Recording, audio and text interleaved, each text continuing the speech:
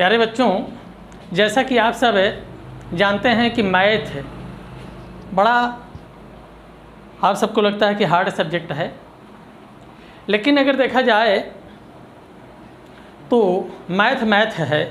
वह चाहे आपका पॉलिटेक्निक में पूछा गया प्रश्न हो, IIT में पूछा गया प्रश्न हो, SSC में हो, CGL प्री में हो, डाटा एंट्री में हो, या CDS परीक्षाओं में, या IAS या PCS की परीक्षाओं में पूछे गए प्रश्न, टोटल है मैथ। और मैथ में जितना यहाँ तक पूछा जाता है लगभग वह आपकी हाई स्कूल स्तर की मैथ पूछी जाती है। कुछ प्रश्न CDS वगैरह में जैसा कि देखा जाता है कि लगभग 20% प्रश्न जो है या 10% प्रश्न आपके इंटरमीडिएट के बुकों से पूछे जाते हैं, अन्यथा सारे प्रश्न जो है हाई स्कूल स्तर के होते हैं। और इन स्तर के प्रश्नों को अब देखा जाए तो सारी चीज़ें वही हैं, किसी में थोड़ा से छोड़ दिया जाता है, किसी में थोड़ा से ले लिया जाता है। जैसे पॉलिटेक्निक वगैरह में आपका स्टैट्स है और लॉगरिथम वगैरह भी थोड़ा से ले लिया जाता है, बाकी सब आपका वही चीज़ें हैं। अगर हम PCS वगैरह में जाते हैं तो वहाँ के उसमें जो है स्टैट्स आपका बढ़ चढ़ के आ जाता है, और वो औसत में भी जो है औसत ही आपका स्टैट्स का ही पार्ट है। तो इस तरह से हम पाते हैं कि मैथ केवल और केवल उतनी है, बहुत ज़्यादा नहीं है जिसमें से सारे प्रश्न बनते हैं, बशर्ते उस पर बेहतरीन पकड़ बनाने की ज़रूरत है। जब तक बेस में आपकी पकड़ नहीं होती है तो प्रश्नों को हल करना नामुमकिन होता है। मैथ में बेहतरीन पकड़ बनाने के लिए मात्र और मात्र दो ही चीज़ों की आवश्यकता होती है। एक उसके मूल कॉन्सेप्ट जो एक चिंतन मनन से प्राप्त होते हैं, उनके विषय में सोचने से, और दूसरा है कैलकुलेशन। ये कैलकुलेशन आप कितना फास्ट कर लेते हैं यही आपका डिपेंड करता है कंपटीशन क्वालिफाई करने में। बाकी तो प्रश्न सभी हल कर लेते हैं, कोई 1 मिनट में हल करता है, कोई 2 मिनट में, कोई 5 मिनट में, हल सभी कर लेते हैं। लेकिन जो इन टाइम एक औसत टाइम जो है 30 सेकेंड का, 35 सेकेंड का, अर्थात उसके अंतर्गत कुछ प्रश्न आप 5 सेकंड, 10 सेकंड, 20 सेकंड में हल करें, कुछ से 40-50 तक ले जाएं, इससे अधिक नहीं होना चाहिए। तो यही आपकी मूल चीज़ है। तो इस तरह से आइए हम आपको ले चलते हैं, दिखाते हैं कि प्रश्न वही हैं, लेकिन आप हाई स्कूल में जब पढ़ते हैं तो लंबा लगाते हैं, वही जब कंपटीशन में आते हैं तो कितना फास्ट गति से होता है, और वो सब उसी सिस्टम पर होता है, होगा उसी पर, कैलकुलेशन के माध्यम से फास्ट कर लिया जाता है।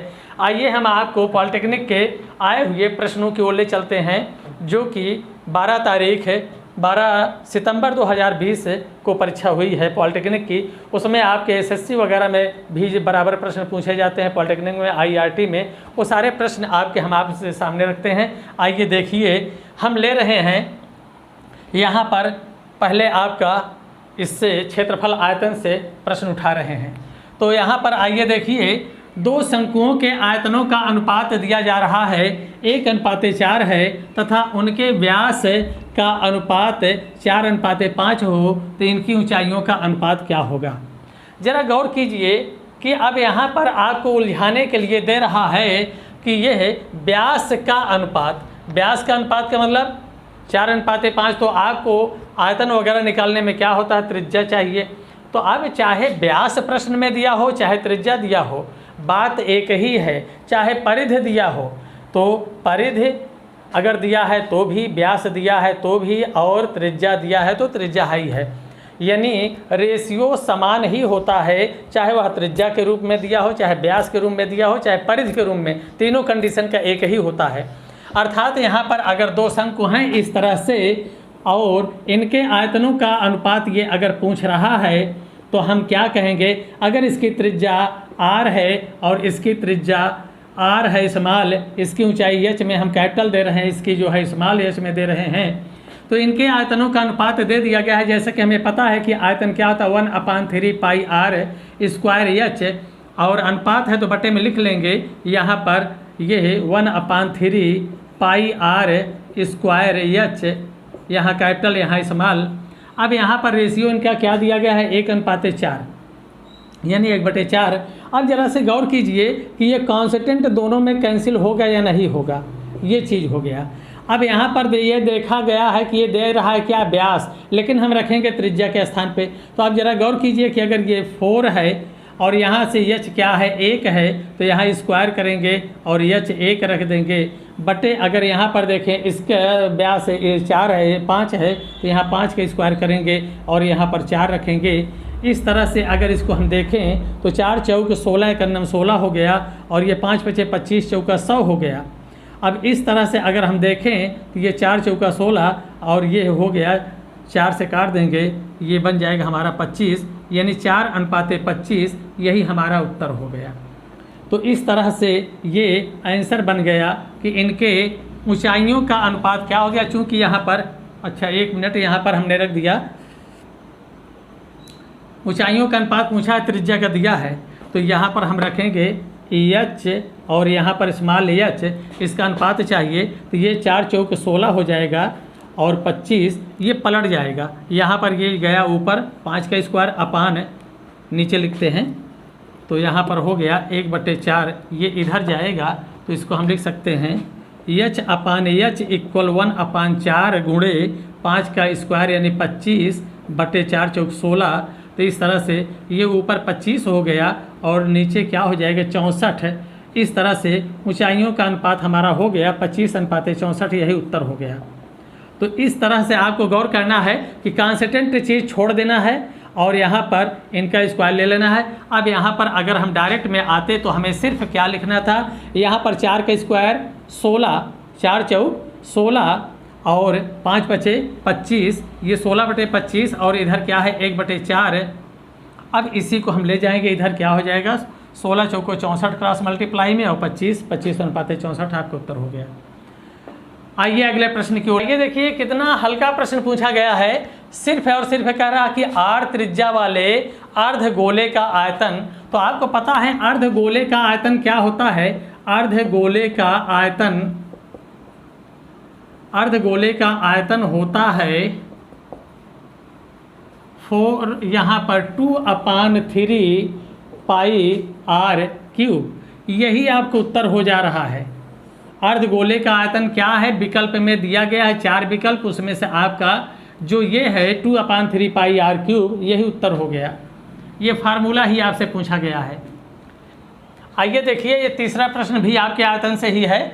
यहाँ पर देखिए 2 बेलनों की त्रिज्याओं का, अब बेलनों की त्रिज्या का अनुपात 2:3 है। अगर पहले की त्रिज्या r1 दूसरे की r2 माने तो r1 r2 का अनुपात क्या हो गया 2:3। और फिर यहाँ पर दिया जा रहा है उनकी ऊंचाइयों में अनुपात, यानी अगर पहले कोई h1 दूसरे को h2 माने तो ये h1 h2 का अनुपात दिया जा रहा 5:3 और आयतन का अनुपात पूछा जा रहा है। तो आपको पता है कि आयतन क्या होता है πr² h1। अब यहाँ पर πr² h2 यहाँ पर हम लिख देंगे, क्योंकि πr² h होता है तो h1 h2 के रूप में हम रख रहे हैं। पाई से पाई कैंसिल। अब यहाँ r क्या है, r1 2 है, 2 का स्क्वायर यानी 2 × 2 और h क्या है यहाँ पर ये 5 है। दूसरे में क्या है यहाँ पर ये h2, ये r2 आपका क्या है 3 यानी 3 × 3 और यहाँ पर दूसरे की ऊंचाई क्या है 3। इस तरह से इसी को आप लिख दीजिए 2 दूना 4 पंचे 20 हो गया और 3 त्रिक 9 त्रिक 27, अर्थात यहाँ पर आयतनों का अनुपात हो गया 20:27, यही आपका उत्तर हो गया। इस तरह से ये आपका तीसरा प्रश्न जो कि आपके पॉलिटेक्निक में पूछा गया सामने है आपके। आइए इस प्रश्न पर, यहाँ पर कह रहा है कि एक गोले का आयतन इतना है सेंटीमीटर क्यूब, तो इसका वक्र पृष्ठ क्या होगा। जैसा कि आप जानते हैं आयतन जो होता है गोले का 4/3 πr³ होता है और क्षेत्रफल यानी वक्र पृष्ठ में, वक्र पृष्ठ ही क्या है इसका क्षेत्रफल है, पृष्ठीय क्षेत्रफल, तो वक्र पृष्ठ आपका होगा 4 πr²। अब जरा गौर कीजिए कि यहाँ पर अगर हम आयतन क्या रख दें 48, 51 और ये है 4/3, पाई का मान 22/7, तो यहाँ से हम r निकालेंगे r³। अब ज़रा गौर कीजिए कि ये है, अगर हम 11 दूनी करें तो 11 से काट देंगे, 11 चौक 44, फिर 11 चौक 44, 11 का नाम 11। अब अगर हम इसको देखें तो ये कट नहीं रहा है। अब यहाँ पर इसको देखें तो ये 441 गुणे, अब यहाँ पर ये 7 त्रिक 21 इधर जाएगा, या इसको हम इस तरह से लिख सकते हैं बटे 4 गुणे 2 ऐसा आर क्यूब। जरा गौर कीजिए, इसमें 21 दो बार है, तो इसको हम लिख सकते हैं 21 गुणे 21 और 7 त्रिक 21, और यहाँ पर हम लिख सकते हैं 2 दूनी 4 दूनी 8। ऐसा क्यों? क्योंकि ये आर क्यूब है, आर की वैल्यू लेना है तो 3 में से 1 ले लेंगे, अर्थात यहाँ 21 बटे 2 बराबर क्या हो गया आपका आर, अर्थात आर क्या है 21 बटे 2। अब ये पता हो जाने पर हम वक्र पृष्ठ ले रहे हैं, यहाँ पर 4 पाई का मान 22 बटे 7 और आर आपको मिला है 21 बटे 2 गुणे 21 बटे 2। बस हल कर दीजिए, 2 दूना 4, 2 दूना 4, ये 2 एक 2 हो गया। अब इसके बाद 7 त्रिक 21, अब यहाँ 21 तिहाई 63 या 22 गुणे 63 हो गया, हमने कर लिया। अब यहाँ पर 22 तिया 66 की 6, 22 छक्का 132, 6 38 13 86 सेंटीमीटर स्क्वायर आपका ये उत्तर हो गया, यही आंसर है। तो इस तरह से यहाँ पर देखिए आयतन पहले दिया है और फिर वक्र पृष्ठ पूछ रहा है।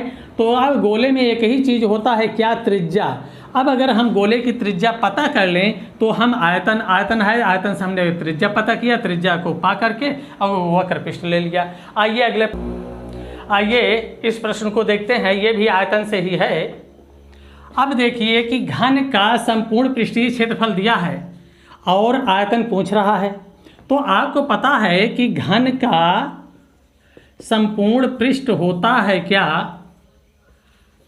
ये संपूर्ण पृष्ठ होता है 6 भुजा स्क्वायर, और इसके बराबर है क्या?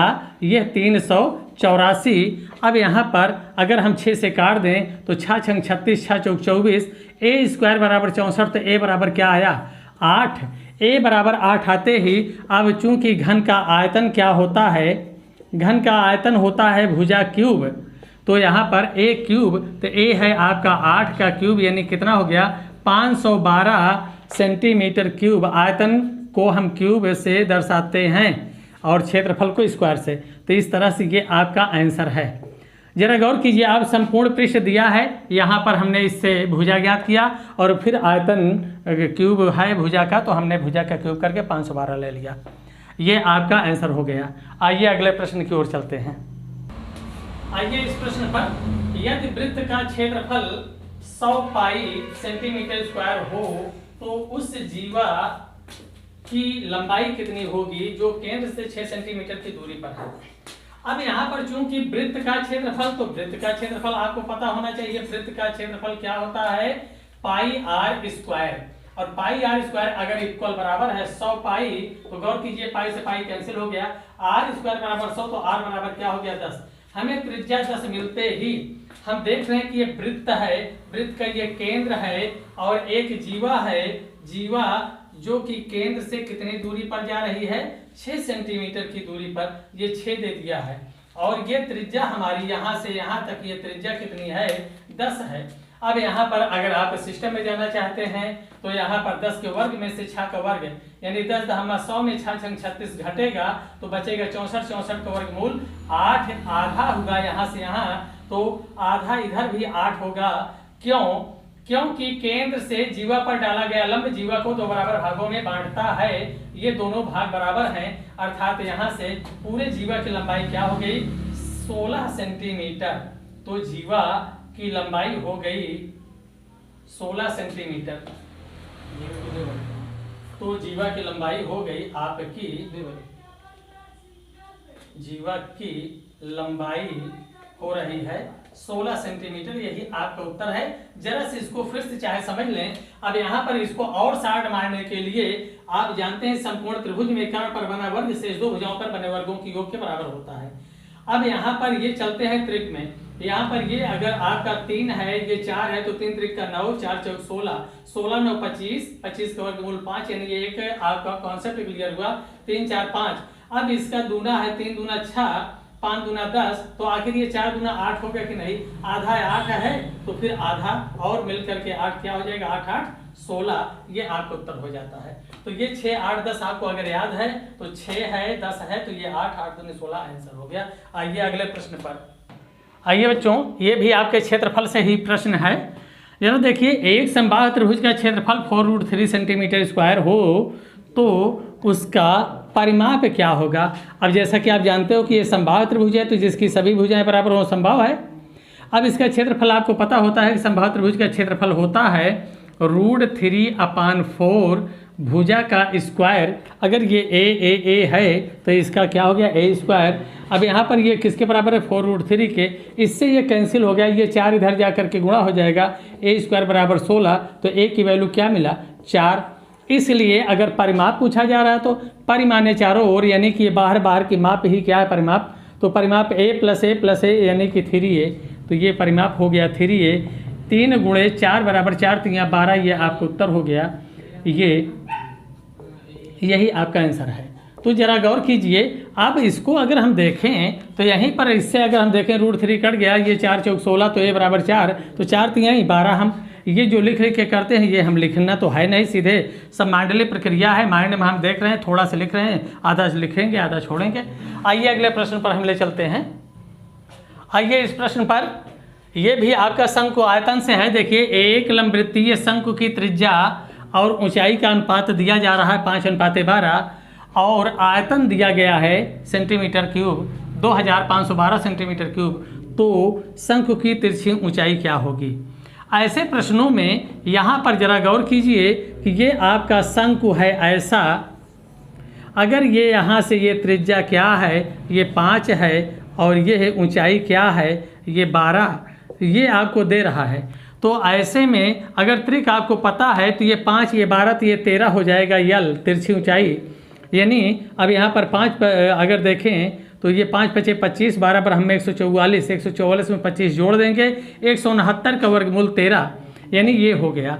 लेकिन अब यहाँ पर हम अगर देखें तो आयतन क्या होता है। आयतन में अगर हम देखें तो चूंकि अनुपात है, तो अनुपात में अगर हम लांग जाना चाहें, अब देखो अगर यहाँ पर हम सीधे जाना चाहें डायरेक्ट में, तो यहाँ यल 13 है ना, तो चूंकि अनुपात में है, ये संक्षिप्त रूप है, तो संक्षिप्त रूप होने के बाद अगर इसको हम रियल में लाना चाहेंगे वास्तविक में, तो या तो इसका दूना होगा, 3 गुना 4 गुना। हम विकल्प में जाके देख लेते हैं, 13 दूनी 26 तो नहीं है, 13 × 39 तो नहीं है, तो अगर 26 39 में से कोई है तो हम रख लेंगे।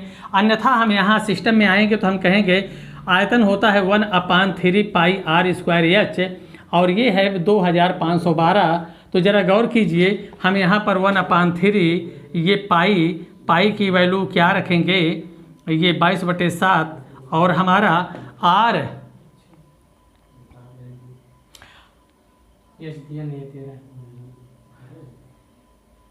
एक मिनट। अब यहाँ पर देखिए, ये हमारा दिया है क्या 5 है ना, त्रिज्या कितनी है 5, तो हम लिखेंगे यहाँ पर 5x × 5x और यहाँ h है हमारा 12, तो हम लिखेंगे 12x। क्योंकि अनुपात में है तो इसको हम इस तरह से लिख लेंगे x लगा करके, और ये इक्वल किसके है 2512 के। अब इसको अगर हम देखें तो यहाँ से ये पूरा 3 चौका 12 हो रहा है। इसको अगर हम देखें तो ये 22/7 गुणे 5 × 5 = 25 चौका 100 x³ बराबर 2512। इसको हम काट दें 22 11 से काटेंगे 11 दूनी, और ये है 11 दूनी 22, 3 11 दूनी 22, और फिर बचेगा हमारे पास ये 13, 11 दूनी 22, 3 31, 11 दूनी 22 नहीं कट रहा है, ये क्यूब के रूप में सीधे आएगा। 2 से हम काट दे रहे हैं ये, तो ये 2 से कटेगा 11 हो गया, और 2 से काट देंगे तो ये हो जाएगा हमारा 2 एकन्नम 2 दूना 2 पंचे 2 छंग। अब यहाँ से अगर हम देखें तो ये 4 से अगर हम काट दें, x³ बराबर लाकर काटते हैं, x³ ये हो गया 2 12 56/11 गुणे 100, और ये 7 ऊपर चला जाएगा इस तरह से। तो अब इसको हम देखेंगे, यहाँ पर ये कट रहा है, 4 से काट देंगे 25 और 4 × 3 = 12, यहाँ पे यही है, थोड़ा सा संख्या देख लेना, 4 × 3 = 12, 4 एकन्नम 4 और 4 चौक 16, 3 से 14, 11 एकन्नम 11, 11 दूनी 22, अब ये हो रहा है हमारा, गुणा कर लेते हैं।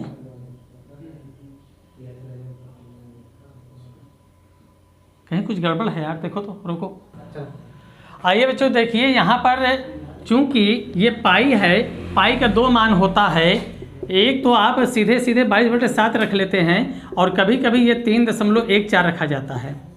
यहाँ पर ये आयतन दिया गया इतना, चूंकि यहाँ पर हम रखे थे अभी, तो आप लोगों को देखा होगा ये कट नहीं रहा था, तो यहाँ पर A1/3 पाई का मान हम रखेंगे 3.14, और r हमारा है 5x गुणे 5x, और गुणे ये आपका 12, ऊंचाई 12 है तो 12x करेंगे।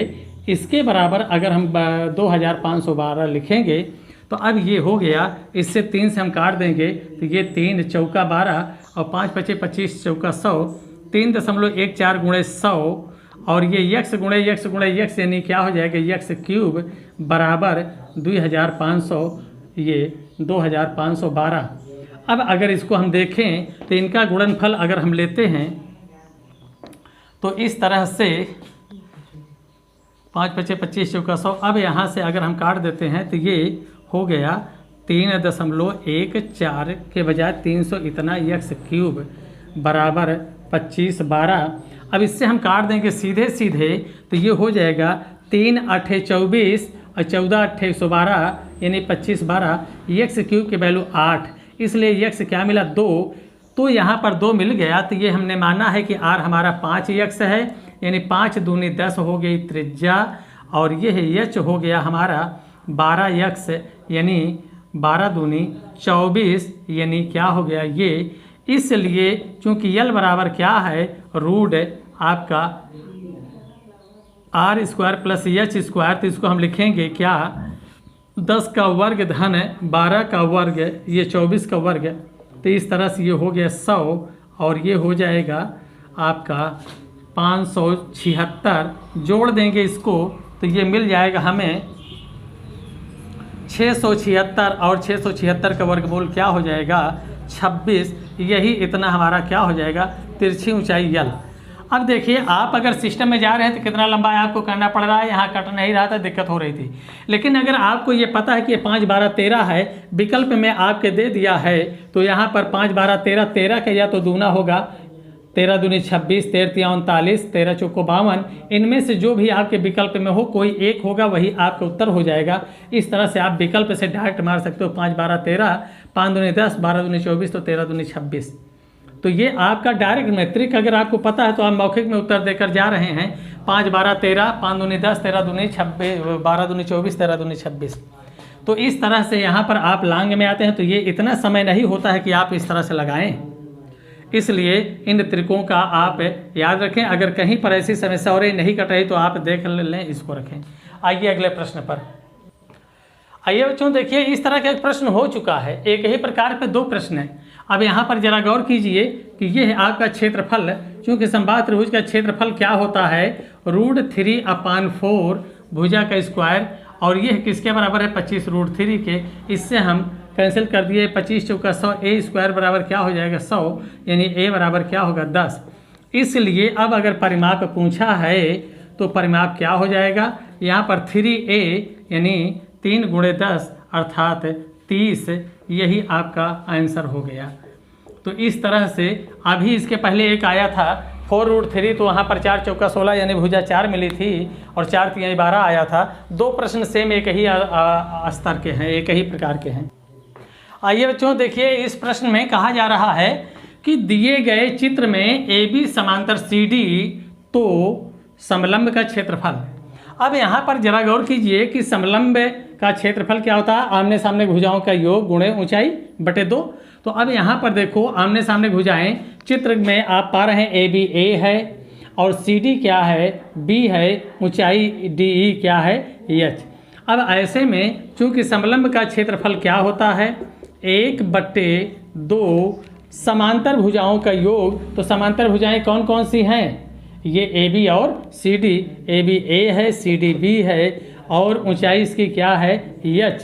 यही आपका आंसर बन जाता है। केवल सूत्र है समलंब चतुर्भुज का क्षेत्रफल, ये समलंब चतुर्भुज का क्षेत्रफल। तो इस तरह से ये आपका आंसर बन रहा है, बिल्कुल बेस में आपके फार्मूले पर जा रहा है। आइए, चूंकि यहाँ पर अब देखिए प्रश्न में कहा जा रहा है किरण किसी दूरी को 80 किलोमीटर प्रति घंटे की चाल से, अगर ये यहाँ से यहाँ दूरी है, इसको जाते समय ये 80 की स्पीड से गई है और फिर वापस आते समय यह और वापस उसी बिंदु पर 20 किलोमीटर प्रति घंटे की चाल से आई है। जाते समय चाल 20 किलोमीटर 80 किलोमीटर प्रति आवर है और वापसी में 20 किलोमीटर प्रति आवर है। ऐसे में कह रहा है किरण की औसत चाल, तो औसत चाल में यहाँ पर दूरी 1 और 1 ये 2 हो गया, तो यहाँ पर औसत चाल हो जाएगी, औसत चाल 2xy अपान x प्लस y अर्थात 2 × 80 × 20 बटे 80 प्लस 20 यानी क्या हो जाएगा 100। यही आप डायरेक्ट में लिखें 2 × 80 × 20 बटे क्या हो जाएगा 100, और 100 यहाँ पर 2 0 2 0 8 दूनी 16 दूनी 32, ये किलोमीटर प्रति आवर इसकी चाल हो गई। यही आपका उत्तर है। तो इस तरह से ये आपका हो गया। आइए अगले प्रश्न पर आइए। अब देखिए यहाँ पर इस प्रश्न में कहा जा रहा है कि यदि चीनी का मूल्य 15 रुपये प्रति केजी है और यदि मूल्य में 20% वृद्धि करके पुनः 20% की कमी कर दी जाए तो मूल्य में प्रतिशत कमी या वृद्धि होगी, क्या होगी। अब यहाँ पर देखो ऐसे प्रश्नों में इस मूल्य का कोई औचित्य नहीं है, इसका कोई प्रयोग नहीं है। अब यहाँ पर 20 पहले बढ़ा और फिर बाद में 20 घटा, जरा बताइए परसेंट किस पर देखा जाता है 100 पे। अगर ये 100 है 20 बढ़ेगा तो 120 हो जाएगा। अगर यहाँ पर 100 है और ये 20 घटा तो ये क्या हो जाएगा 80 हो जाएगा। इस तरह से अगर हम देखें परसेंट 100 पर तो ये 1 0 से 1 0 कैंसिल कर दें, ये 10 दहम्मा 100 होगा और ये 12 8 96। जरा गौर कीजिए कितना कम हो गया, 100 से कितना कम है 4% कम है, तो कमी यही आपका उत्तर हो गया। ये 4% की कमी है। इसी को आप लिख सकते थे ये 20 बढ़ा 20 घटा, अगर ये बराबर बढ़ रहा बराबर घट रहा है तो तुरंत इसी का इतना परसेंट निकाल दीजिए 20 का 20%, अर्थात यही सीधे आप कर दीजिए 20 × 20 बटे 100। बस आपका ये हो गया 2 दूना 4%। तो आप इस तरह से भी निकाल सकते हैं। इसी को x² अपान 100% भी कहा जाता है। ये सदैव कमी होती है। तो इस तरह से 4% की कमी हो जाएगी। तो आप कॉन्सेप्ट में जाइए चाहे यहाँ ट्रिक में जाइए। अगर ये याद है 20 का 20%, अगर यहीं कह दिया होता कि 30% बढ़ाया गया 30% घटाया गया तो हम लिखते 30 का 30% यानी 30 × 30 बटे 100, ये 3 त्रिक का 9% हो जाता। तो इस तरह के प्रश्नों में जो भी वृद्धि और कमी बराबर हो रही है दोनों के गुणनफल को बटे 100 कर दीजिए, जो आ गया वही उत्तर हो गया, सदैव कमी होगी। तो अगर ये चीज़ें आपको अच्छी लग रही हैं तो आप सब इस वीडियो को लाइक और शेयर करना ना भूलें। चैनल को यदि आप लोग सब्सक्राइब नहीं किए हैं तो चैनल को सब्सक्राइब कर लें। ठीक, आइए अगले प्रश्न पर ले चलते हैं। आइए इस प्रश्न पर यदि कहा जा रहा है यदि P अनुपात Q बराबर इतना और Q अनुपात R बराबर इतना हो तो PR का अनुपात। ऐसे प्रश्नों को यहाँ पर ऐसे P और Q आप लिखिए, यहाँ पर 3:4, फिर यहाँ पर Q और R लिखिए ऐसे 8:9, यहाँ पर उल्टा n लगा दीजिए इस तरह से, और इसे आप सीधे लिखिए यहाँ पर P फिर Q और R। यहाँ पर देखिए 8 त्रिक 24, फिर 8 चौक 32 और फिर यहाँ पर 9 चौक 36। इसे आप कहा जा रहा है कि P अनुपात R। तो ज़रा बताओ P की वैल्यू क्या है 24 और R की वैल्यू क्या है 36। इसको 60 कर दीजिए, 12 दूनी 24 12 यहीं 36, अर्थात 2:3 आपका उत्तर हो गया।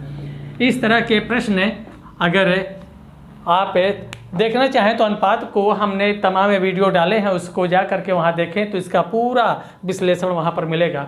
हर चैप्टर के परसेंटेज के क्वेश्चन को अगर कहीं कोई चीज़ दिक्कत होती है तो परसेंट के वीडियो को देखिए आप। अब यहाँ पर ऐसे में देखिए प्रश्न में कहा जा रहा है यदि किसी संख्या में उस संख्या का 1/4 जोड़ा जाए तो 75 प्राप्त होता है, तो संख्या क्या होगी। ये 1/4 ये बता रहा है कि अगर कुल 4 है तो 1 और जोड़ दिया जाए। अर्थात टोटल 4 है, उसमें इसका 1/4 यानी चौथाई जोड़ दिया जाए तो यहाँ पर क्या हो जाएगा, अगर ये 4 में 4 जोड़ दिया जाएगा तो ये क्या हो गया 5, और टोटल है कितना 4।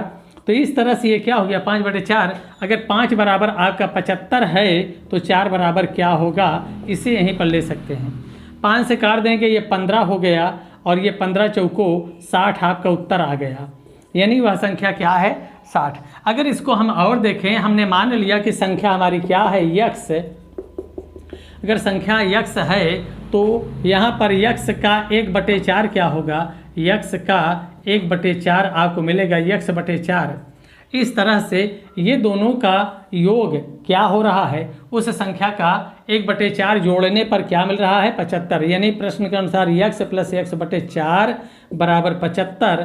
तो ये 4x में x जुड़ेगा 5x/4 बराबर 75। तो ज़रा बताओ x बराबर क्या होगा, ये 5 से आप काट सकते हो 15, और 15 चौको गुणा हो जाएगा इसमें, तो ये क्या हो गया 60, यही आपका उत्तर हो गया। तो इस तरह से ये आपका आंसर आ रहा है, चाहे x मान के लगाइए चाहे डायरेक्ट में चले जाइए। ऐसे प्रश्नों में देखिए कहा जा रहा है रवि एक काम को 2 दिन में और कमल उसी काम को 6 दिन में पूरा करता है, यदि दोनों मिलकर उसको करें तो उसे वे कितने दिनों में पूरा करेंगे। जहाँ पर ये है आपका रवि है ये 2 दिन में और कमल 8 दिन में, तो ये 6 दिन में। तो इसके लिए आप चाहे यहाँ पर देखें इन दोनों का एलसीएम क्या हो जाएगा, इस तरह से अगर देखें 6 तो 2 3 6 51, तो ये 3 यूनिट किया, ये 1 यूनिट किया, 3 1 4 हो जाएगा, और 4 से अगर 6 को भाग दे दो तो यहाँ पर पूरा काम होगा 6/4 यानी 3/2, यही आपका उत्तर हो जाएगा 3/2 दिन। यानी इसको लिख सकते हो 1 सही 1/2 दिन, चाहे इतना लिखिए चाहे इतना, आपके विकल्प में जो हो। और इसी को अगर आप डायरेक्ट में देना चाहें तो इसको अगर हम x माने इसको y माने, ये x ये y, तो हम लिखेंगे xy/xy का डिफरेंस, ये योग। तो इस तरह से आप यहाँ पर डायरेक्ट 2 × 6/6 2 8, 2 3 चौका 8। अब यहाँ पर अगर काटें तो 2 3 2 दूना, ये क्या मिला 3/2, यही आप लिख सकते हैं 1 सही 1/2 दिन या 3/2 दिन, ये आपका उत्तर हो गया। तो ये आप डायरेक्ट में सोच करके यहाँ ट्रिक से दोनों के गुणनफल को दोनों के योगफल से भाग दे दीजिए, तो ये आपका बेहतरीन हो जाता है। आइए अगले प्रश्न पर देखिए। इस प्रश्न में परसेंट का ही है, दिया गया है, कहा रहा है कि यदि x का 45%, x का 45% यानी 45/100 प्लस 90 का 30% यानी 90 × 30/100 बराबर है, किसके बराबर है 210 के 30% के। तो इस तरह से पूछ रहा है x का मान क्या होगा। तो ये 2 0 से 2 0 कैंसिल हो गया, यहाँ 2 0 से 2 0 कैंसिल हो गया।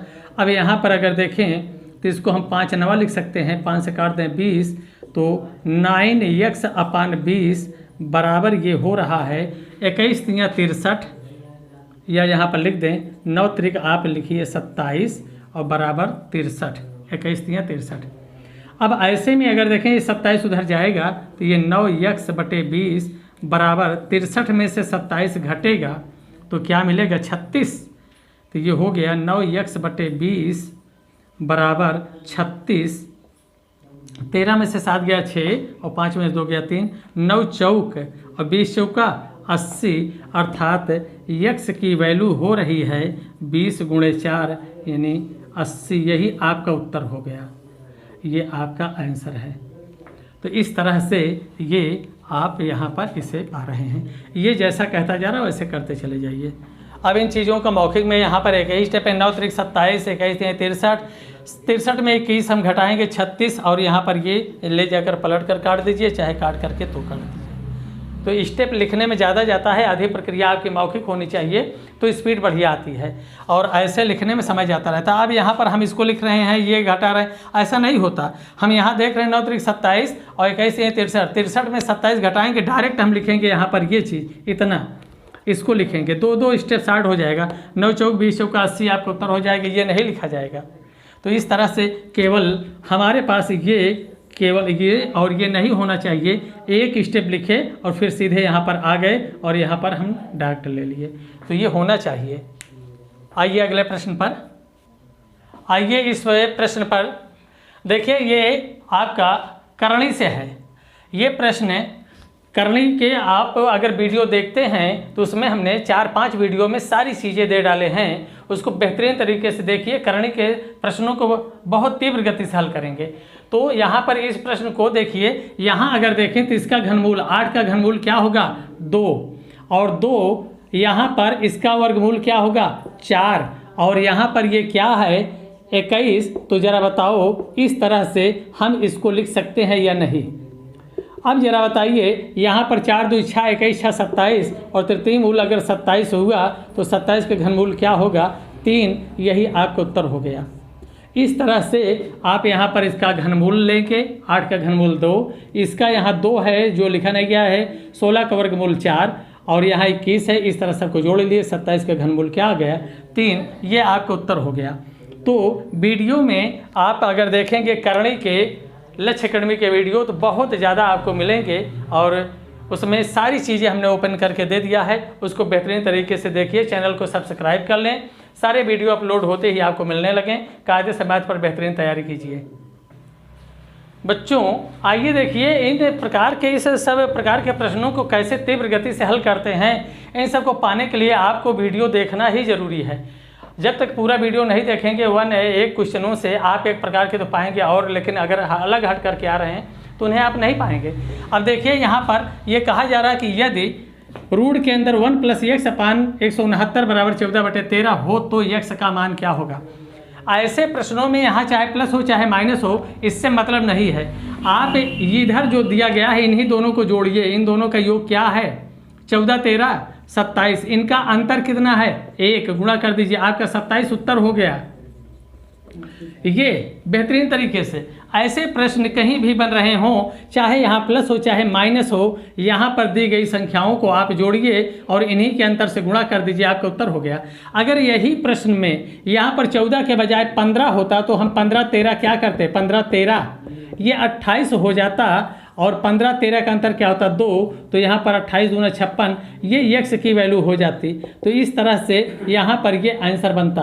तो ये बेहतरीन तरीके से आप कैसे ऐसे प्रश्नों को आंसर देंगे। इसमें शर्त ये होती है कि इसका वर्गमूल ये होता है, ये 169 का वर्गमूल 13 या 13 का वर्ग इतना। ऐसी कंडीशंस में कहीं भी प्रश्न पड़े हों तो यहाँ पर अंश हर को जोड़िए और इनके अंतर से गुणा कर दीजिए। बस आप बेहतरीन तरीके से इस प्रकार के प्रश्नों को बहुत तीव्र गति से आप करणी को अगर वीडियो देखेंगे तो उसमें ये सारे प्रश्न दिए गए हैं, 4 5 5 प्रश्न। आइए इस प्रश्न पर कह रहा है 3 के प्रथम 9 गुणजों का औसत क्या होगा। 3 के प्रथम 9, तो अगर पहला है 3 तो 9वां क्या होगा 9 त्रिक 27, यही गुणा कर दीजिए 3 और 9 का, तो 9वां पद क्या हो जाएगा 3 × 9 यानी 27। ऐसे में औसत कहा है तो यही 3 और 27 को जोड़ करके आधा कर दीजिए, यानी 30 का आधा 15 आपका उत्तर हो गया। ये तो इस तरह से ये आपका ये प्रथम होगा, ये अंतिम होगा, यानी औसत यहाँ पर सीरीजेज का क्या हो जाएगा a + l/2, यानी प्रथम और अंतिम, प्रथम को a से अंतिम को l से दर्शाएं तो दोनों को जोड़कर आधा कर दीजिए, आपका औसत हो गया। अब इस तरह के प्रश्नों में अगर आप देखें तो मौखिक उत्तर दे सकते हैं 3 और 3 9 27, 27 3 30 का आधा 15। जबकि अगर इसको आप देखते हैं तो ये सब ऐसे आप 3 6 9 12 15 डैश डैश डैश यहाँ 9वां पद 27 आप जोड़ेंगे, जोड़ते जोड़ते आपका टाइम चला जाएगा। इसलिए इसको दोनों को आप प्रथम अंतिम जोड़ो, आधा कर दीजिए, आपका उत्तर हो गया, औसत हो गया। आइए अगले प्रश्न पर। आइए इस प्रश्न पर देखिए, मैथ में अगर बेहतरीन पकड़ बनाना है तो वास्तव में आपको कॉन्सेप्ट क्लियर करना होगा, और कॉन्सेप्ट क्लियर अगर करना है तो आपको लक्ष्य अकेडमी से जुड़ना ही होगा। बेहतरीन तरीके से अगर मैथ सीखना है तो जिसमें से आप कहीं भी हों, ये सब पेपर में कम से कम आप अगर 50 प्रश्न है तो 45 तो आप मौखिक आंसर दीजिए, आइए देखिए, इस प्रश्न में कहा जा रहा है एक पतंग है जिसकी डोरी की लंबाई 150 मीटर है। ये यहाँ पर है, जरा गौर कीजिए, ये पतंग उड़ रही है और इसकी डोर की लंबाई कितनी है। यहाँ पर इस तरह से ये पतंग है, ये डोर 150 मीटर है और ये क्षैतिज यानी ज़मीन से कितने अंश कोण बना रही है, 60 अंश का कोण बना रही है। तो ये पतंग की ऊंचाई पूछ रहा है, ये ऊंचाई कितनी होगी, यही आपसे। अब यहाँ पर जरा गौर कीजिए कि ये 60 है, 60 है और काश 60 के लिए मान क्या होता है, काश 60 के लिए या साइन 30। अब यहाँ पर अगर हम देखें तो ये लंब है, ये आधार है, ये कर्ण है। यहाँ पर तुरंत आप देखिए कि इसको अगर हम डायरेक्टली लेना चाहें तो ये अगर 1 है तो ये √3 है, ये 1 है तो ये √3 है, तो ये क्या है, 2 है। अगर 2 बराबर इतना है तो 1 बराबर कितना होगा, 75। अब यहाँ पर अगर ये 2 है, ये क्या हो जाएगा, 2 का आधा 1 यानी इसका आधा 75। अगर ये 75 है तो इसके साथ √3 लगा दीजिए, यही आपका उत्तर हो गया। 75 √3 मीटर की ऊंचाई पर पतंग उड़ रही है। स्पष्ट हो गया। तुरंत यहाँ पर ये, चूँकि अगर आप इसको देखें तो ये आपका साइन 60 अगर है तो ये 60 के लिए, या आपको यहाँ पर हम tan दिखाएं कि अगर tan 60 है तो 60 का मान क्या होगा, यहाँ पर √3 और इसको बटे 1 लिखा जा सकता है। और tan बराबर क्या होता है, लंब बटे आधार, यानी आधार 1 है तो लंब क्या है, √3। अब यहाँ ये 1, ये √3, तो ऐसे में इसका वर्ग करेंगे 3, इसका वर्ग करेंगे 1, 3 में से 1 घटा तो क्या हो गया, 2। तो इस तरह से यहाँ पर अगर हम देखें तो ये हो रहा है आपका, तो ये 1 है, ये √3 है, तो ये 3 हो गया, 1 4 3 1 4 का वर्गमूल 2। और अगर ये 2 बराबर इतना 150 है तो 1 बराबर 75, 75 है तो √3 लगा दीजिए, आपको उत्तर हो गया। तो इस तरह से बहुत तीव्र गति से कर सकते हैं। आइए अगले प्रश्न पर। ऐसे प्रश्नों में देखो, अगर इसका वर्गमूल लेंगे, 4 का वर्गमूल तो क्या मिलेगा, 2 मिलेगा ये, और अगर इसका वर्गमूल लेंगे तो क्या मिलेगा, x मिलेगा, यानी ये। अब यहाँ पर अगर देखो, ये ऐसे प्रश्न पूछे जा रहे हैं, इतना 4 पावर बराबर दिया है और 1 पावर में आ रहे हैं, तो तुरंत दोनों पक्षों में 2 जोड़ दीजिए। यहाँ 2 जोड़ेंगे तो क्या होगा, 36। 36 का वर्गमूल ले लीजिए तो इसका वर्गमूल क्या हो जाएगा, ये हो जाएगा 6। अब 6 में अगर हम यहाँ माइनस है तो हम घटाएंगे, इसमें अगर हमने 2 माइनस कर दिया तो क्या मिला, 4, और 4 का अगर रूट ले लिया तो क्या मिला, 2। यही हमारा उत्तर हो गया। यहाँ पर ये हमारा क्या हो गया आंसर, 2 बार करना पड़ रहा। अब अगर इसका हम वैल्यू देखते तो ये क्या मिल रहा है, 6। अगर इसके दोनों पक्षों में हम 2 घटा दें, इधर और इधर, तो इधर हो गया x - 1/x का होल स्क्वायर, और यहाँ पर होगा ये 4, तो वर्गमूल ले लेंगे तो x - 1/x बराबर क्या होगा, 2। इस तरह से अगर हम फास्ट देखते हैं, तुरंत ऐसे प्रश्नों में यहाँ ऐसी संख्या दी जाती है जो या तो 2 जोड़ने पर, पहली बार तो अगर 4 है तो 2 हमेशा जोड़ेंगे, फिर वर्ग संख्या मिलेगी, वर्ग संख्या का वर्गमूल लेंगे, और फिर अगर यहाँ पर हम पा रहे हैं जो संख्या, तो ये ऐसी संख्या होगी, कभी 2 जोड़ने पर वर्ग संख्या बनेगी, कभी 2 घटाने पर। अब की बार 2 घटाने पर बन रहा, अगर घटाने पर बन रहा तो यहाँ माइनस होगा, अगर जोड़ने पर बन रहा तो यहाँ प्लस होगा। ऐसे प्रश्नों को सीधे ऐसे यहीं से देख कर कैसे उत्तर ले लीजिए। तो अगर ऐसे प्रश्नों को बेहतरीन तरीके से हल करना है तो आप हमारे अलजेब्रा के वीडियो को देखिएगा। इस तरह से किस तरह से प्रश्नों को तीव्र गति से आप लेते हैं, ये चीज़ें हम नंबर सिस्टम में भी दे देते हैं। तो यहाँ पर आप आइए और जुड़िए इससे, चैनल को सब्सक्राइब कीजिए, जितने वीडियो जाएँ उसे आप देखिए, बेहतरीन तरीके से मैथ पर पकड़ बनाइए। ऐसे अब आइए इस प्रश्न पर देखिए, दिया जा रहा, दिए गए चित्र में O वृत्त का केंद्र है और कोण BOP बराबर 130 अंश, तो x अंश का मान होगा। जरा गौर कीजिए, इस चित्र में यहाँ पर POQ एक व्यास है और यहाँ से ये OB जो है ये रेखा, ये कितने अंश कोण बन रहा है, BOP 130 अंश, और यहाँ पर इसको यहाँ सीधे किया, ये लंब है और ये कोण यहाँ पर x अंश दे करके इसको पूछ रहा है ये कितने के बराबर है, इसी का मान। तो अब यहाँ पर जरा गौर कीजिए कि अगर ये इधर 130 है तो सीधी रेखा पर कितने अंश कोण बनता है 180, अर्थात ये कोण क्या होगा 50 अंश का होगा। ये कोण कितने अंश का हुआ 50, तो इस तरह से ये 50 अंश का हुआ। और ये एक चाप है इतना, इस चाप के द्वारा यहाँ अगर 50 का बना है तो यही शेष परिधि पर कितना बनेगा 50 का आधा क्या होगा 25 अंश। ये x की वैल्यू है, x बराबर 25 अंश। इसका सिद्धांत बन रहा है एक ही चाप के द्वारा केंद्र पर बना कोण शेष परिधि पर बने कोण का दूना होता है। तो इस तरह से शेष परिधि पर बना कोण केंद्र का आधा कहें और चाहे इसका ये दूना कहें। इस तरह से 25 अंश जो कि आपके विकल्प में नहीं है, यहाँ पर आपका 25 अंश होना चाहिए, विकल्प में 25 नहीं दिया है, वहाँ गलत छपा है। या तो 45 वाले को 25 बनाएंगे या तो 55 वाले को, तो ये आपका उत्तर 25 अंश होगा।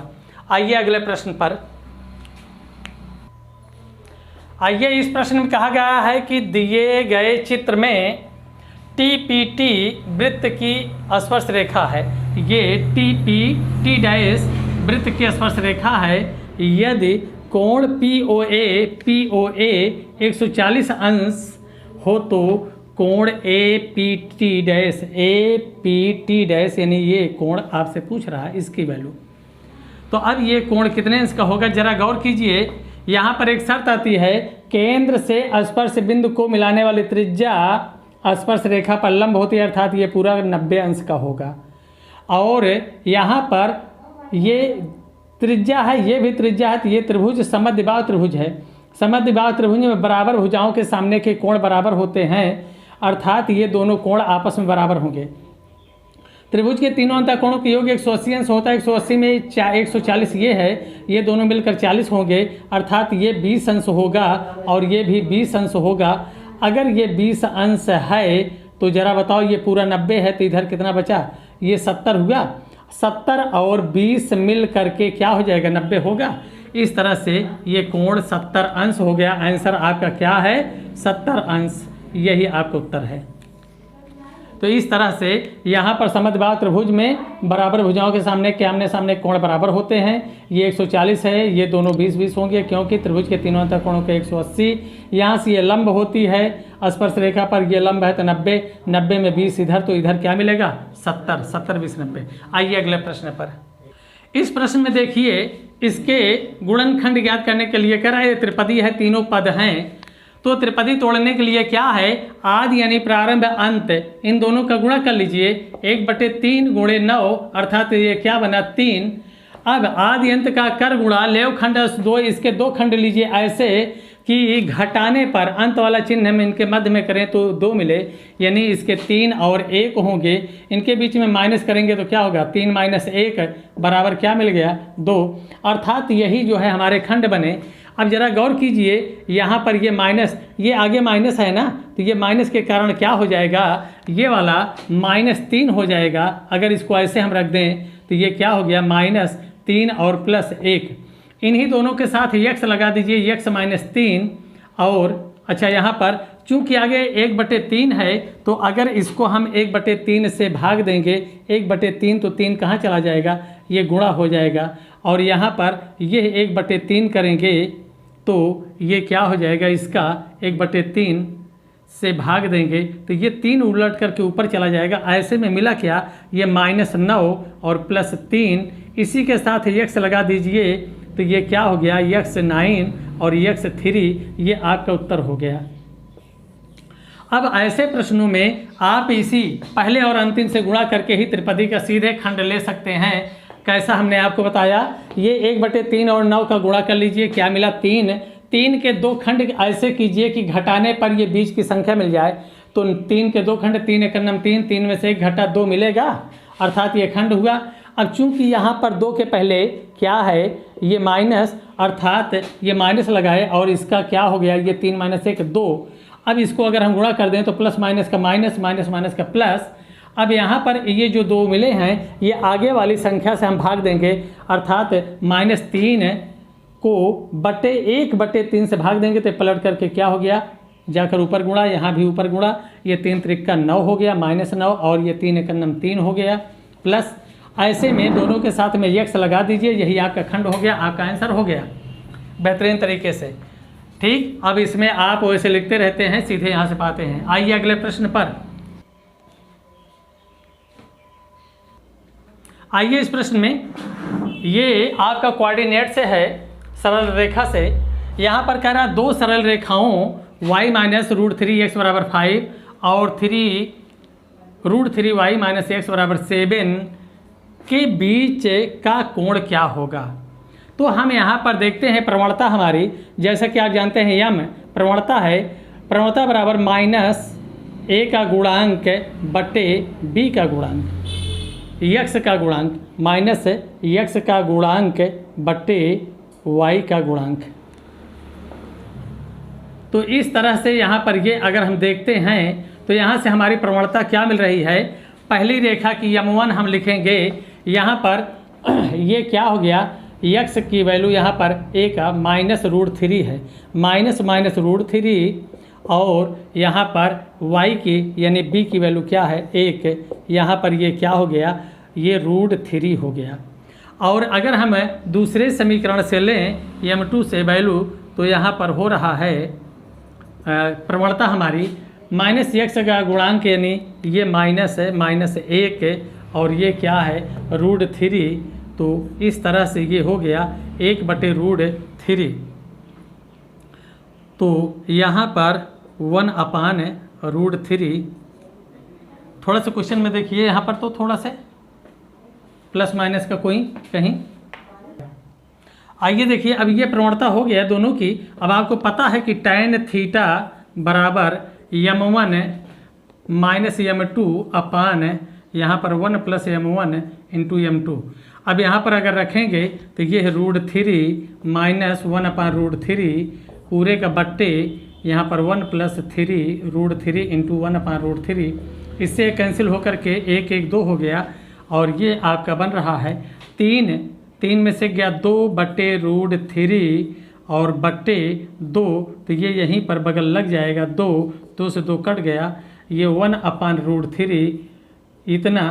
अब जरा गौर कीजिए कि tan थीटा अगर आपका 1 बटे रूट 3 है तो ये कितने अंश का मान है, थीटा बराबर 30 अंश। ये आपका उत्तर हो गया, ये 30 अंश आपका आंसर है। आइए अगले प्रश्न पर ले चलते हैं।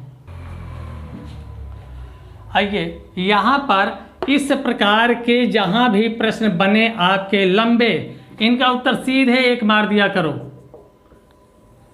हमेशा। अब यहाँ पर इस तरह से जो भी प्रश्न बन रहे हैं इस तरह लंबे चौड़े, उसमें आप हमेशा उत्तर 1 मारेंगे, क्योंकि ये आपका ऐसा सेट होता ही है कि आंसर 1 आएगा। इसमें आज तक कम से कम 10 प्रश्न पूछे गए हैं, हमेशा 1 उत्तर चाहे जहाँ चाहे जिसमें भी पूछा जाए। अब इसको अगर आप करते हैं तो ये अगर लॉन्ग करेंगे तो समझ जाएगा समय। यहाँ पर इसको लिख सकते हैं x पावर b माइनस सी के ऊपर b प्लस सी और माइनस ए, यहाँ पर x पावर c माइनस ए पर c प्लस ए और माइनस b, यहाँ पर हम x की पावर a माइनस b पर a प्लस b माइनस सी ऐसा लिखेंगे। इसका हम गुणा करेंगे। अब इसका गुणा करेंगे पावर के ऊपर पावर, तो आपका हो जाएगा, यहाँ पर जरा गौर कीजिए, x power b square plus B c minus A B और c से करेंगे तो ये हो जाएगा माइनस बी सी माइनस सी स्क्वायर और प्लस ए सी। इस तरह से अगर इस पर देखेंगे बड़ा लंबा हो जाता है, ये सी स्क्वायर प्लस ए सी माइनस बी सी और minus A C minus A square और प्लस बी ए बी। ऐसे में यहाँ पर अगर इसको देखें तो ये भी हो जाएगा x की पावर, यहाँ पर x की power A square plus A B minus A C और फिर b से करेंगे माइनस ए बी और minus B square plus B C. जरा गौर कीजिए इन सब में यहाँ पर क्या कुछ कट रहा है, ये plus B c minus B c स्वयं में कट जा रहा है, और यहाँ से आपका ये कट रहा है plus A C minus A c, यहाँ से plus A B minus A b. अब इसके बाद जो बचेगा, चूंकि ये गुणे के रूप में हैं तो गुणे में घातें जुड़ती हैं, हम लिख सकते हैं x की power B square minus A B minus C square plus A C, फिर यहाँ से plus C square minus B C और फिर minus A square plus A B, और यहाँ से अगर लें तो ये plus A square minus A C और minus B square plus B C. अब ज़रा गौर कीजिए, ये प्लस बी स्क्वायर है, यहाँ से देखिए माइनस बी स्क्वायर है, यहाँ से माइनस ए बी है, और यहाँ से ज़रा गौर कीजिए प्लस ए बी है, फिर ये माइनस सी स्क्वायर है प्लस सी स्क्वायर है प्लस ए सी है, यहाँ से देखिए माइनस ए सी है। अब ज़रा गौर कीजिए, यहाँ से आपका ये कट चुका है, ये प्लस बी सी, ये माइनस बी सी, और बचा है आपका minus A square plus A square. सब की पावर क्या हो गया, यक्स की पावर 0 कटकर और किसी की पावर 0 का मान 1। तो इस तरह से आप लंबी प्रक्रिया में जा रहे हैं। लेकिन अगर ऐसे प्रश्न कहीं भी नजर आए तो इनका उत्तर क्या मार दो, 1 सीधे, अन्यथा ऐसे में आपका समय ही चला जाएगा। तो इस तरह से आप अगर यहाँ पर देखें तो मैथ वास्तव में थोड़ा सा अभ्यास कीजिए, कॉन्सेप्ट क्लियर हो तो बहुत ही आसान होती है, बेहतरीन तरीके से इनको आप पकड़ बना सकते हैं। ये बस 10 सेकंड 20 सेकंड ये तो आपका देखते जाइए, उत्तर मारते जाइए वाला प्रश्न है। इस प्रकार के कोई भी लंबे चौड़े प्रश्न यहाँ पर बने, आप उत्तर एक मार दीजिए। आइए अगले प्रश्न पर। यह प्रश्न कह रहा है कि यदि दो व्यंजकों का मासा p + 3 तथा Lasa p² - 9p² - minus p + 105 है, तो तथा यदि एक व्यंजक उसमें से p² - 4p - 21 हो तो दूसरा व्यंजक क्या होगा। ऐसे में आप जानते हैं कि यहाँ पर ये लासा गुणे मासा बराबर पहला व्यंजक गुणे दूसरा व्यंजक, यानी आपको पता है कि ए बी बराबर HL, ए बी बराबर HL, ये पहला व्यंजक ये दूसरा व्यंजक, ये लासा मासा का प्रश्न है, ये मासा ये लासा। ऐसे में अगर दूसरा व्यंजक ज्ञात करना है तो b बराबर क्या होगा, HL/A। H क्या है आपका p + 3 है, दूसरा व्यंजक यानी L क्या है आपका p² - 9p² - p + 105, और बट्टे एक व्यंजक दिया गया है p² - 4p - 21। ऐसे में अगर हम देखें तो यहाँ पर ये इसके हम दो खंड लिख सकते हैं, इसके स्थान पे दो खंड, और दो खंड आपके बनेंगे p प्लस यहाँ पर ये 3 है, ये आप लिख सकते हो p² - 9p² p³ है, और यहाँ पर ये है -p + 105 बट्टे, अब देखो दुई यहाँ ये 21 है, 7 × 21, 7 में से 3 गया 4। इसके लिए अभी अभी हमने बताया था, देखो ये 21 है, इसके दो खंड 7 × 3, 7 में से 3 गया 4 आ गया, ये माइनस है आगे 4 के पहले माइनस है, इसलिए इसको हम लिखेंगे ये -7 और ये क्या हो जाएगा +3। ऐसे में इनके साथ हम p लगा दें तो ये p एक हो गया, यहाँ पर ये p दूसरा, ऐसा। तो इसके दो खंड बन रहे हैं क्या, p - 7 और p + 3। ऐसे में इससे ये कैंसिल हो गया, p - 7 से इसको भाग दे देंगे तो हम यहाँ पर पहले में भाग देते हैं, पहला क्या मिलेगा p² मिलेगा, फिर यहाँ पर ये क्या हो जाएगा, ये p² से 7p², इसमें से अगर 9 में से हम 7 ये घटा देंगे तो क्या हो जाएगा 2p², यानी 2p²। तो अगर p से हम भाग देंगे तो यहाँ पर क्या हो जाएगा -2p, जिस विकल्प में है उसे हम उत्तर मार देंगे। अगर आप पूरा लांग भाग देखना चाहते हैं तो आप यहाँ पर इस तरह से करेंगे, p - 7 से हम भाग देंगे p³ - 9p² - p -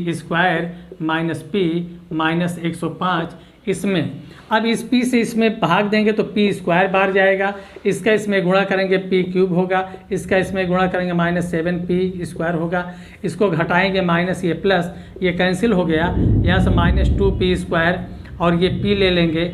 अब यहाँ से अगर हम p से इसमें भाग दिए तो -2p बचेगा, और फिर इसका इसमें गुणा करें -2p², इसी का इसके साथ माइनस माइनस प्लस है, 7 दूनी 14p + 14p, इसको कैंसिल करेंगे, घटा देंगे, ये प्लस ये माइनस ये कैंसिल हो गया, 14 × 1 = 15p हो गया, माइनस में और यहाँ पर -105। इससे अगर हमने भाग दिया तो -15 बचा। ये इससे हम गुणा करेंगे -15p और फिर इससे इसमें गुणा करेंगे +105। ये आपका यहाँ पर हो गया, ये प्लस ये माइनस कैंसिल हो गया, अर्थात ये हमारा उत्तर दूसरा व्यंजक हो गया। p -2p और -15 यही हमारा उत्तर बनेगा।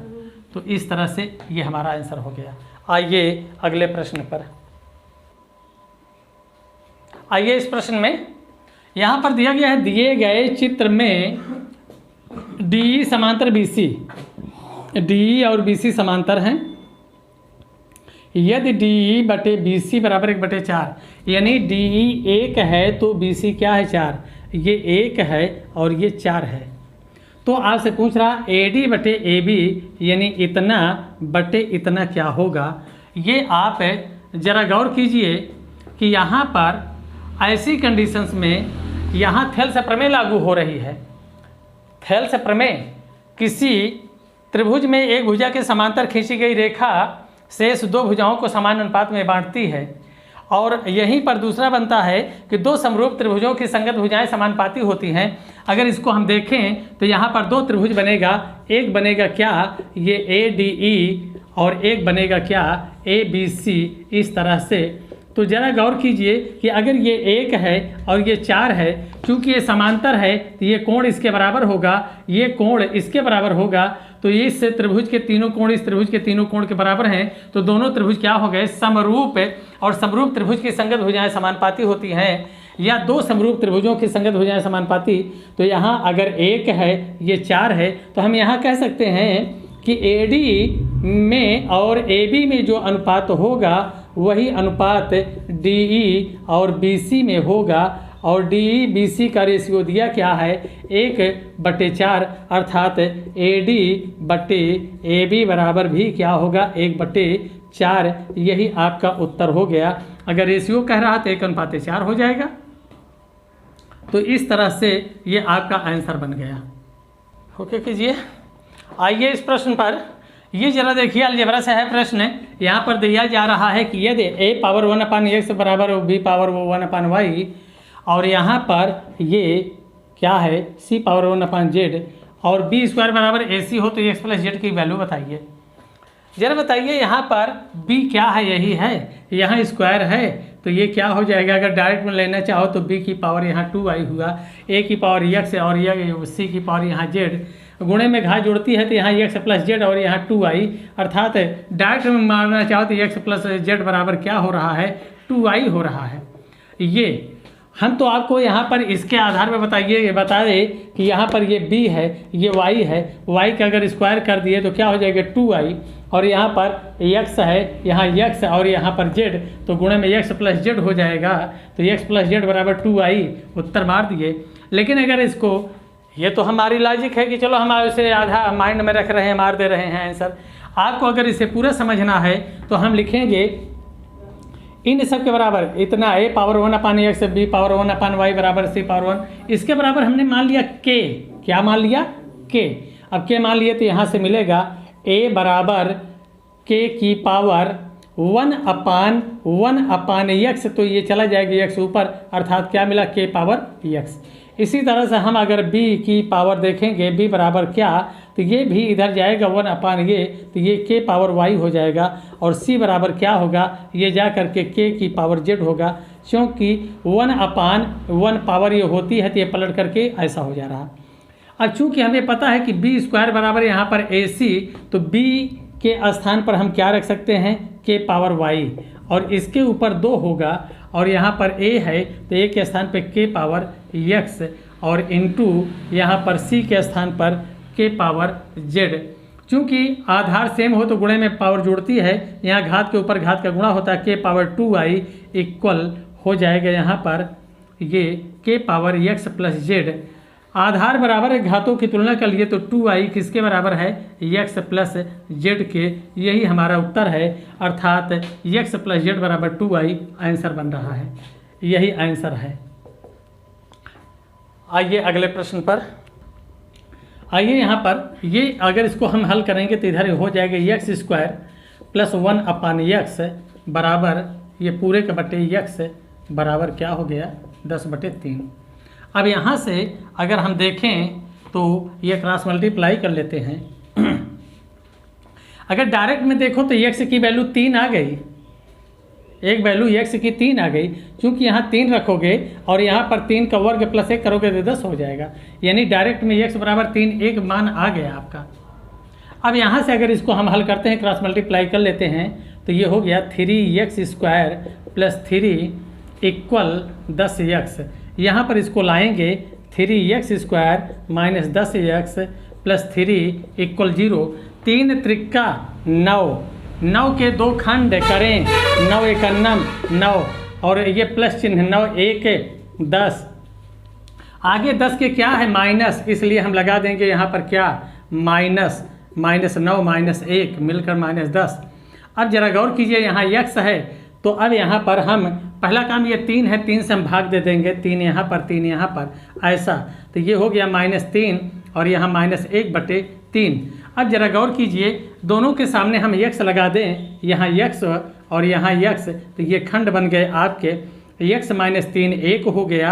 अगर इसको देखें तो ये क्या हो जाएगा, ये 3x माइनस या 3 से हम गुणा कर दें बाहर करके, तो ये हो जाएगा आपका 3 से गुणा करें तो ये हो जाएगा 3 और यहाँ पर ये आपका रोक दें,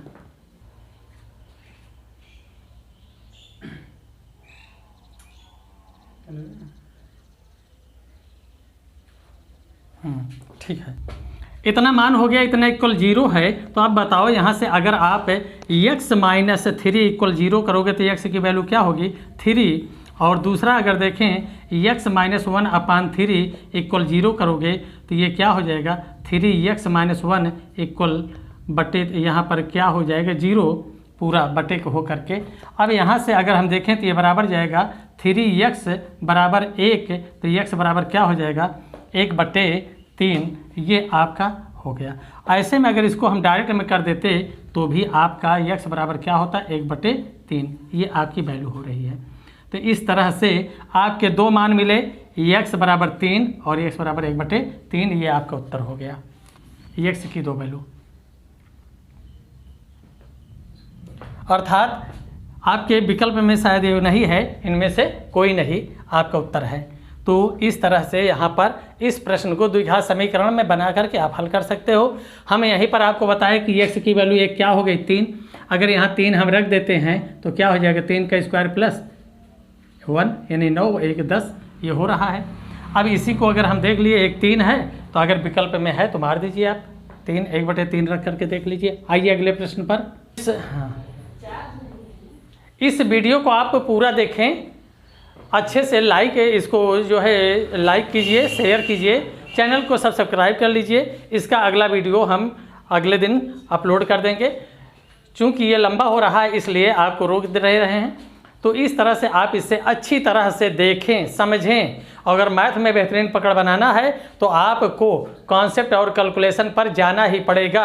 जब तक आप थिंकिंग नहीं करेंगे, सोचेंगे नहीं क्या चीज़ें कैसे आ रही हैं, तो फिर बड़ी दिक्कत होती है। मैथ में बेहतरीन पकड़ बनाने के लिए आप उसे सोचें, चिंतन करें, मनन करें और चीज़ों पर पकड़ बनाएं। जब ऐसा करना चालू करेंगे, सीखने के बाद सोचेंगे, तो अपने आप उसमें बहुत सारी चीज़ें निकलना चालू हो जाती हैं। तो अगले वीडियो को अपलोड होते ही आपको नोटिफिकेशन मिल जाए, इसलिए आप बेल आइकन को दबा दीजिए, चैनल को सब्सक्राइब कीजिए। अच्छा वीडियो अगर अच्छा लगे तो अपने साथियों में इसे शेयर करना ना भूलें। ठीक, धन्यवाद।